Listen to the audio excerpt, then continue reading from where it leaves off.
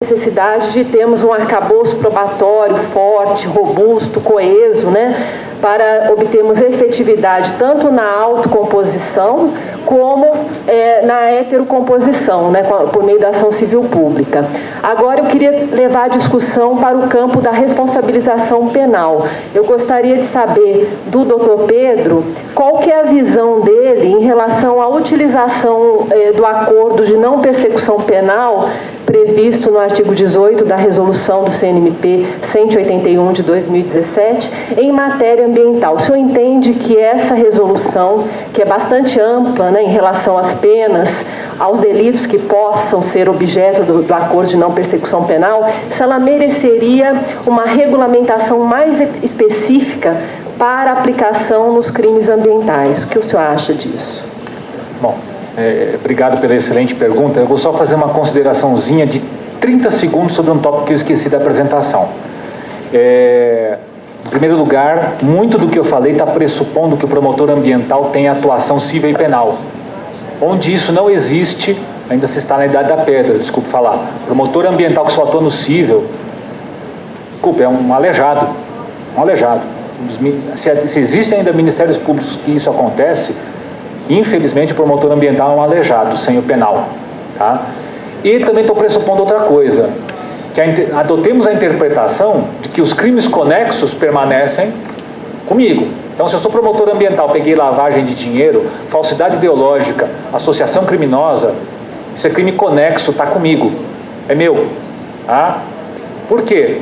Adotando o que foi feito na Lava Jato. Vocês já pensaram se na Lava Jato qualquer crime que não fosse conexo fosse mandado para outro lugar? Foi feito em alguns casos, está aí o desastre. Então, o crime conexo é de quem está investigando. Isso aqui é eficiência administrativa, se conhece os fatos. Tá? Já tem toda a cadeia criminosa lá, vai começar a partir. Então é só essa observação. Investigação deve ser feita no âmbito civil e penal, de forma conjunta ou alternada, mas concatenada pelo mesmo órgão, e partindo do pressuposto de crimes conexos ficam juntos. Tá? Porque nós também temos uma série de problemas quando nós declinamos, mandamos para outro lugar, a pessoa acha que não é crime. Tá? Voltando agora à questão da pergunta. A resolução 181 do CNMP, que aborda em um dos seus artigos sobre o acordo de não persecução penal, ainda é um campo endevassado, uma selva virgem. Pouco o Ministério Público tem aproveitado desse valioso instrumento, que é o acordo de não persecução penal, ferramenta revolucionária, inovadora, tá? Abre muito a possibilidade de nós negociarmos bons acordos do meio ambiente, porque aí quem negocia o TAC vai negociar também quem negocia o TAC no civil vai negociar também o acordo no penal. Isso fortalece demais, tá? A menos que você queira ser um promotor banguela, Não, eu só faço o TAC. Você tem que ter a força do penal junto, tá? Outra coisa, quem tiver curiosidade, no meu último livro, que é o Manual de Direitos Difusos, com vários colegas do MP brasileiro, pela editora Juspodium, tive a oportunidade de escrever o capítulo de meio ambiente e nele falar do acordo de não persecução penal no aspecto ambiental. Tem muitos aspectos interessantes. Tem algumas falhas? Tem falhas que a gente corrige com interpretação, gente. A gente não pode usar hermenêutica para salvar um monte de leis com algumas falhas. Podemos corrigir as falhas com interpretação e aplicar muito bem o acordo de não persecução penal. A meu ver, é uma tendência. Já existe anteprojeto de lei, se não me engano, até já projeto de lei. Isso vai entrar no CPP. Vai ser para todos os crimes, vai ter acordo para todos os crimes. Nós vamos ter justiça penal negociada no futuro não muito distante, para todos os crimes. A MP vai se fortalecer muito nisso, tá? E podemos dar a largada agora fazendo acordo de não persecução penal. Então, eu vejo uma resistência de alguns colegas ainda um pouco injustificável. Acho que pode ser superado eventuais falhas e nós fortalecemos muito a defesa do meio ambiente.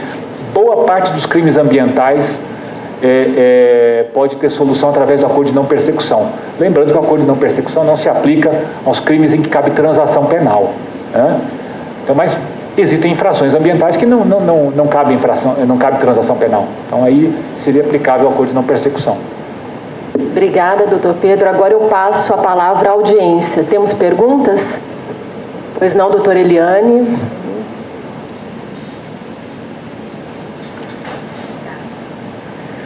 Bom dia, parabéns à mesa. Eu sou Eliane Moreira, sou promotora agrária do Pará. E são mais algumas reflexões, na verdade, que eu queria ouvir também, principalmente os representantes da Polícia Federal e do IBAMA que falaram. Achei interessante o recorte que foi feito, mas me angustiou um pouco a gente não visualizar. Eu queria que vocês falassem, na verdade, das iniciativas em torno dos grandes poluidores, né? A gente teve um foco muito na questão do desmatamento, fauna, biopirataria, etc. Mas como é que estão as fiscalizações das grandes mineradoras, das barragens, né, das usinas hidrelétricas? Qual é a estratégia para esse público, vamos dizer assim? Outro ponto é a necessidade, eu estou desde ontem angustiada, da gente... O CAR é uma grande oportunidade, né, um grande sistema aí que nós temos à nossa disposição, mas ele precisa ainda de uma reflexão, inclusive de um processo de investigação. Não por acaso algumas das grandes operações que nós tivemos no estado do Pará envolveram fraudes no CAR. Ontem mesmo no Mato Grosso existiu também uma outra operação importante referente a isso. Então acho que é também necessário a gente entender, né, o CAR como uma oportunidade, mas compreender que tem toda uma dinâmica acontecendo em torno dele, inclusive envolvendo empresas contratadas para fazer CAR, com grandes sobreposições. A gente já encontrou CAR no Pará até com 70 sobreposições. Né? A gente tem, em 51 territórios quilombolas, a gente tem 270 cadastros ambientais rurais ilegais, hoje, feitos com recursos do BNDES, por aí vai. Então, esse ponto de reflexão sobre como vocês estão lidando com as fragilidades do CAR para utilizá-lo nos sistemas de investigação.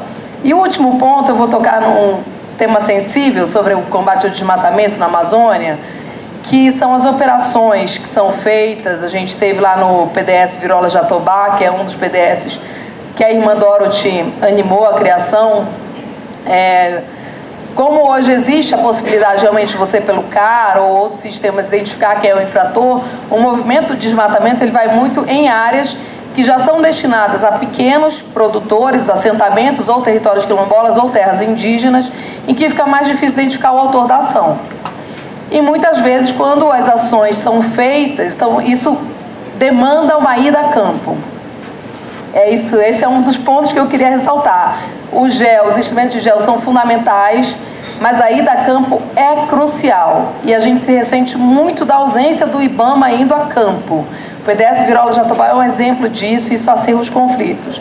Só para concluir mesmo, não quero tomar demais o tempo, mas na última operação aí que foi feita ali na região, a madeira apreendida foi queimada. E essa é uma prática reiterada do IBAMA.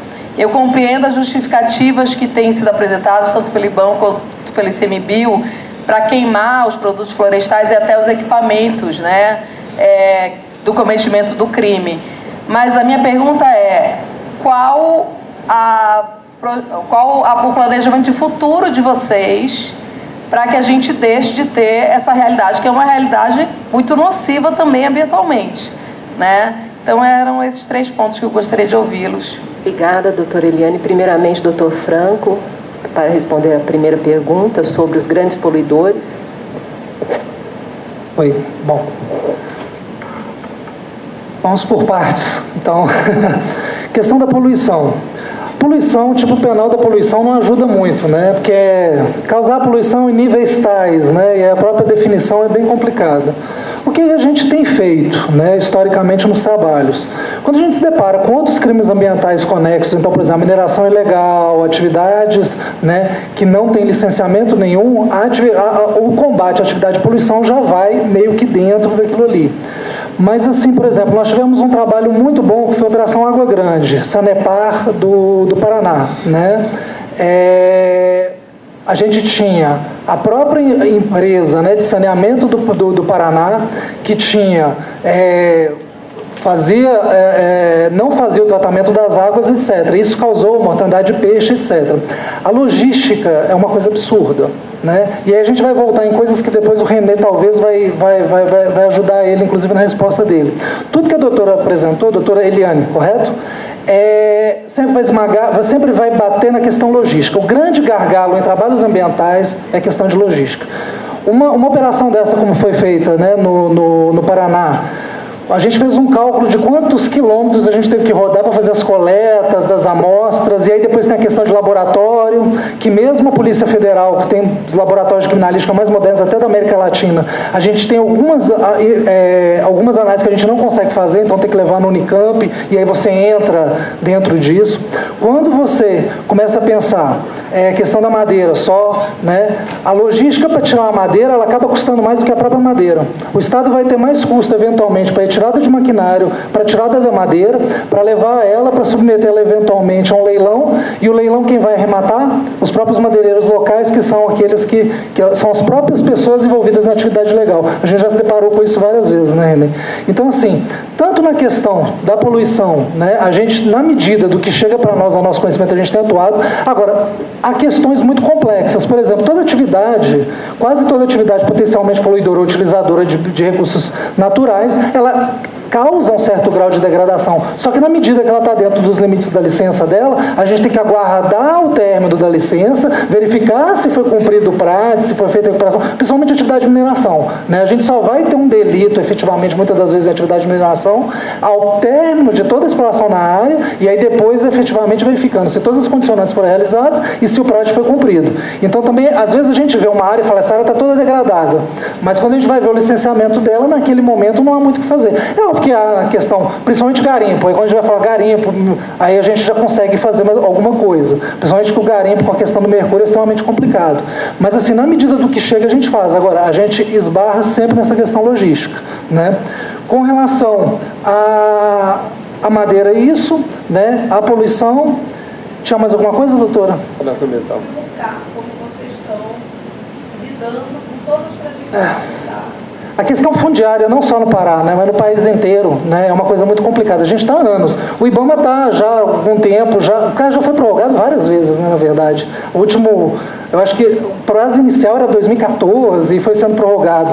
Mas a verdade é o seguinte, a gente não resolve também um problema, né, de, não sei, 150 anos, né, toda a parte fundiária, principalmente Pará, Mato Grosso, região norte do país, a quantidade de terras devolutas, a quantidade de áreas não...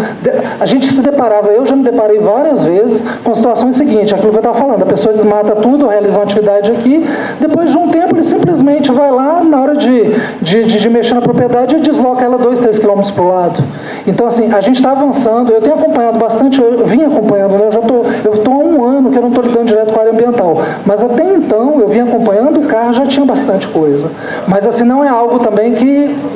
Né? Agora, eu sou bem honesto, doutora, muitas dessas coisas é muito mais fácil a vocês do Ministério Público, através dos instrumentos cíveis que vocês dispõem, de fazer, porque assim, nós atuamos numa outra ponta, né? A gente atua na ponta onde tudo já desandou, o caos já está completo, aí a gente fala, né, agora é a vez da polícia, mas tudo, se a gente for ver, essas fraudes todas que eu demonstrei, elas decorrem de procedimento de licenciamento, de gargalos que você tem, tanto na parte de manejo e tal. A própria questão de destinação de madeira, né, ela é um gargalo decorrente da própria legislação. Eu falo, eu não posso dar destinação de madeira, o IBAMA pode. Aí, por vezes, eu tenho que fazer, eu tenho que me preparar para uma logística, para fazer uma grande operação dentro de uma área pública, e eu chego lá, por exemplo, eu tenho uma quantidade absurda de madeira. E eu não tenho como dar destinação, eu fico a depender do... Tem juízes que interpretam que a gente pode aplicar o 25 e nós mesmos dar a destinação. Mas, quando a quantidade de madeira é muito grande, a gente não tem nem a quem doar, né? E a gente esbarra nisso o tempo todo. Pescado é complicado. Então, assim, a logística, eu sempre falo, quando você trabalha com crime ambiental, toda a preocupação que a gente tem, às vezes, na deflagração da operação com a parte logística é maior, às vezes, do que com a parte da investigação propriamente dita e com a prisão. Eu já me deparei com situação de colega, na época que eu estava na divisão ambiental, de que foi e apreendeu 15 embarcações. No outro dia nós tínhamos um problema, nós tínhamos 12, 15 toneladas de pescado que a gente não tinha onde acondicionar, que ia estragar, etc. Solução imediata que foi dar, doação. Chama as pessoas, a população carente vai doar. Documentar isso, demonstrar isso, depois você é questionado, mas o peixe ia se perder, etc. Então, assim, são questões complicadas, né? E muitas das vezes, até quando nós dos órgãos, tanto polícia quanto órgão administrativo, a gente procura o apoio, né, dos demais órgãos, Ministério Público, Judiciário, muitas vezes a gente encontra, mas por outras vezes, até por desconhecimento, a gente se depara com colegas de vocês, com magistrados que têm bastante resistência, entendeu? A questão de destruir maquinário. A logística para tirar um maquinário de dentro da terra indígena é impossível. a gente vai lá e bota fogo mesmo. A gente tem operações grandes. O dano causado até pela destruição desse maquinário dentro da área, eu te garanto, é muito menor do que o dano causado por aquilo ali. Nós tivemos um caso ali com o Pará, uns anos atrás, lá na Caiabi, lá no Narizinho, ali, né, do Mato Grosso, ali no Teles Pires, ali, que eram as balsas escariantes, que são proibidas. E a gente tinha todas aquelas balsas escariantes, e foi uma confusão danada, e assim, a opção no final foi o quê? Fundiar elas, esvaziar o máximo de combustível, mas fundiar elas ali, porque a logística para retirar era impossível.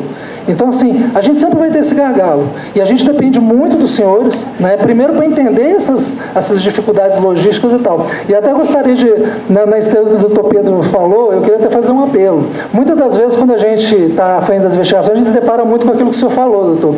Eu brinco, e desculpe até o linguajar, mas é uma brincadeira, eu falo assim, quem quer pegar galinha, não fala show galinha. Então, às vezes, chegam, por exemplo, determinações já para fazer as oitivas, para ir lá e fazer exame no local, entrevistar as pessoas nas requisições.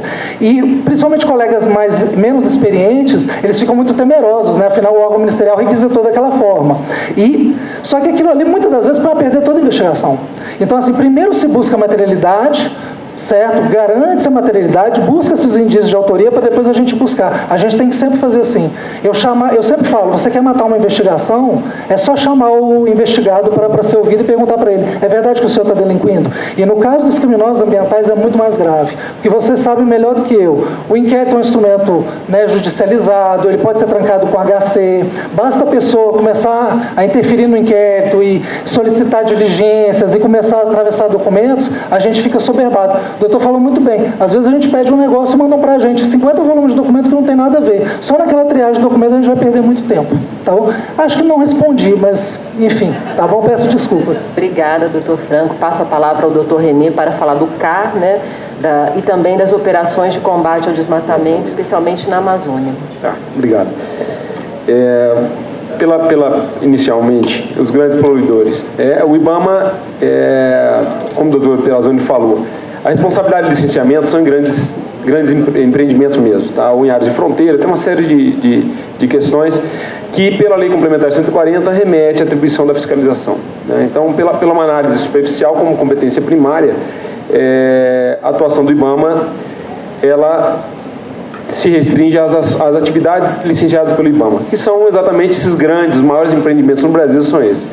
Que dentro do processo de licenciamento, todas aquelas condicionantes ou aqueles fatos que porventura ocorram, eles retornam pela diretoria de licenciamento, que é quem licencia, elas retornam à diretoria de proteção ambiental para a adoção das medidas administrativas cabíveis, caso existam. Não há, a não ser em casos específicos, onde já tem algum indício de algum problema, mas não há um monitoramento rotineiro pela fiscalização, porque dentro do processo de licenciamento, obrigatoriamente, aqueles analistas lá, eles fazem esse monitoramento para verificar condicionantes, cumprimento de condicionantes. Tá? Óbvio que a gente entende, sim, que é possível melhorar esse processo. A atual presidente do IBAMA, no ano passado, fez uma cobrança interessante para a gente. O IBAMA trabalha com um planejamento anual das suas ações. Geralmente, em dezembro de cada ano, você planeja as ações do ano seguinte, que é o PNAPA, Plano Nacional Anual de Proteção Ambiental. E quando a gente espacializou aquilo, ela falou, por que só isso, essa porcentagem pequena para as ações no âmbito do licenciamento? A justificativa justamente é porque tem uma outra diretoria que ela acompanha aquilo, e quando ela identifica um problema, ela repassa para a nossa atuação. Em relação às questões do cadastro ambiental rural, eu concordo com a senhora plenamente, existem sim fragilidades, e eu acho que a aproximação que nós temos com o Serviço Florestal, que é quem tem a gestão do CAR, já trouxe essa explicação para a gente em algumas oportunidades. Óbvio que o CAR, como eu já disse na apresentação, ele não tem um viés de controle fundiário. Ele veio com um viés de tentar trazer à tona exposição ambiental daquele imóvel, daquela propriedade rural. Por ser declaratório, tem gente que declara em qualquer lugar. Então tem várias imóveis dentro da área de conservação terra indígena, com as sobreposições de várias... E uma justificativa interessante se ele fosse obrigatório, eu acho que ele não aconteceria, né? Parece que o declaratório, mas as pessoas sentem mais confortáveis de fazer, mesmo que depois eu possa alterar, que agora não pode mais. Tá? Então, quer dizer, alterou, ele não consegue fechar, ele não consegue validar. E isso, óbvio que quando a gente trabalha, o IBAMA trabalha com essa análise do sistema das informações do CAR, eu tento validar essa informação também com os outros sistemas, com outras informações. Não uso exclusivamente só a informação do CAR. Muitas vezes eu identifico, sim, falhas, fraudes. Naquela operação Panóptico, um caso só que eu vou citar aqui, uma pessoa do Maranhão entrou em contato com a gente falando assim, olha, vocês me mandaram um alerta de desmatamento no Maranhão, eu não tenho propriedade no Pará. Eu moro no Maranhão, nunca tive lá. Falei, mas o teu CPF está vinculado a um cadastro ambiental rural. Quer dizer, alguém arrumou essa pessoa e colocou lá. Tem fragilidade? Tem, mas o que eu falo, o que a gente sempre comenta é isso. Uma solução que ia resolver todos os problemas é difícil, mas eu acho que o cadastro ambiental rural ele trouxe um grande ganho ao país, com uma metodologia, pelo menos, de tirar esse mundinho, esse submundo do anonimato. Expor um pouquinho mais isso. E as pessoas acabam tendo medo e dissuade. Em relação às ações de presença, concordo plenamente, dentro dos 9 eixos que o IBAMA atua relativos à dissuasão, uma delas é justamente a estratégia da presença. Quanto mais em campo, mais dissuade. Só que o IBAMA não tem capacidade para isso. Tá? O IBAMA tem 900 fiscais hoje, que atuam diretamente, para cuidar do Brasil inteiro. Há um grande foco, sim, prioritariamente para as ações de combate ao desmatamento da Amazônia, mas mesmo assim, o doutor apresentou ali quantos países cabem dentro da Amazônia, quer dizer, é muito grande para a gente estar ocupando todas as áreas. O que a gente tem buscado junto ao Ministério do Meio Ambiente é um incentivo aos estados para operarem. Só para deixar claro, mais de 70% das ações que o IBAMA desenvolve no combate ao desmatamento da Amazônia é competência primária estadual. O estado não faz. Acaba que o IBAMA absorve essa competência e atua. Quando a gente vai comparar, que é uma estatística ruim, avaliação nossa, número de autos de infração lavrados pelo IBAMA pelos estados é impressionante. Então o IBAMA lavra, em determinado estado 2.000, 3.000 autos de infração por ano e o estado, a Secretaria Estadual do Meio Ambiente, lavra 100 autos, 100 multas. Ela deve estar focada no licenciamento, deve estar focada em outras ações. É o mesmo caso do PDS Virola Jatobá. A competência de fiscalização primária ali é do Estado. Só que não faz. O IBAMA acaba... Existe um questionamento em relação a isso, âmbito criminal, âmbito administrativo. Mas, em geral, a competência do licenciamento ali seria estadual, então ia atrair a responsabilidade do Estado para a fiscalização ambiental. Em relação à destruição de bens, concordo com a senhora, existe um certo apelo até pela sociedade, quando sai uma matéria na mídia mostrando a destruição de um caminhão ou de uma madeira, fala, pô, que desperdício, ele bem poderia ser utilizado para isso ou para aquilo e tal. Mas o IBAMA utiliza a ferramenta de destruição ou inutilização de bens, prevista no decreto 6514, no artigo 111, em apenas 1,8% das apreensões. É o irrisório. É um pedacinho do que o IBAMA apreende, destrói. Somente em casos excepcionais, quando se trata de insegurança às equipes ou impossibilidade de retirar os bens de lá. E essa impossibilidade não é só pela ausência de logística. Na maioria das vezes não é só logística. É que o tempo que eu gasto naquilo, eu tenho uma insegurança. A necessidade de equipes para estar ali guardando aquele bem causa uma insegurança enorme. Vou dar um caso agora, recente. Terra indígena Pirititi, em Roraima. Não sei se tem algum representante do estado aqui. Aprendemos lá 17 mil toras, um número enorme de madeira. Eu tenho que manter uma equipe lá de guarda.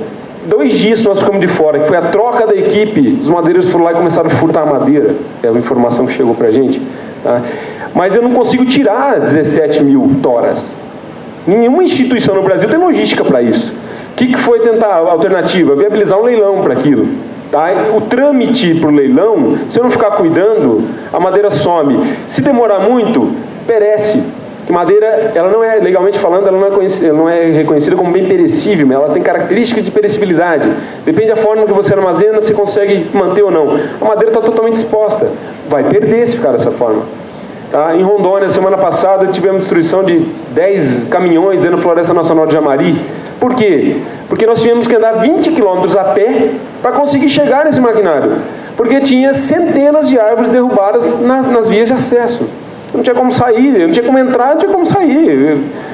Não tinha como te retirar. Bens totalmente ilegais, sem placas, sem chassi, sem identificação alguma, sabotados, inclusive com trabuco, né? Vocês conhecem, mas é uma arma artesanal armada dentro de um dos caminhões para acertar quem abrisse a porta. Quer dizer, há uma insegurança. Infelizmente, em grandes áreas da Amazônia, a gente não lida mais com simples criminosos ou simples infratores ambientais. São grandes organizações criminosas que, se for necessário tirar a vida de um agente público, vai tirar com toda tranquilidade. Infelizmente, muitas vezes a gente tem que apelar para algo mesmo que seja mais extremo. Obrigada, doutor René. Infelizmente, eu vou ter que encerrar essa fase de perguntas em razão do adiantado da hora. Eu vou passar os certificados aqui às mãos dos palestrantes. Primeiramente, ao doutor Franco, muito obrigada, ao doutor René e ao doutor Pedro. Convido a todos a retornarem às 13h30 pontualmente para o reinício dos trabalhos.